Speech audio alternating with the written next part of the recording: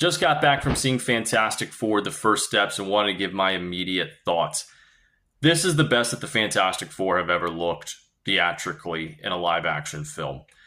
That starts with the cast. Vanessa Kirby is fantastic as Sue Storm. She's the heart of this movie. She's the heart of the Fantastic Four, and she gives a performance that's up there with Elizabeth Olsen in Wanda and Florence Pugh as Yelena as some of the best female superhero roles that the MCU has going for them right now. She's going to be a star going forward for the MCU. I'm excited to see her in future projects.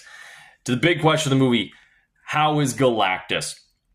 I'm not going to spoil anything. I was able to see this in IMAX. All I'm going to say is to see the scale of him, to see the comic accurate suit, it's worth the wait. I'm being dead serious. Marvel fans are going to eat that up when they finally get to see Galactus in this movie, especially if they can see it on the biggest screen that they can.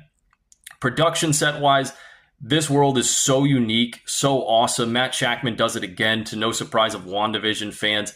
This is just a world you just have fun watching and you want to see more of. And he gets to do that because this is an entirely new Earth that's not the main MCU 616. So he really gets to dive into this retro Jetsons kind of feel that's just awesome.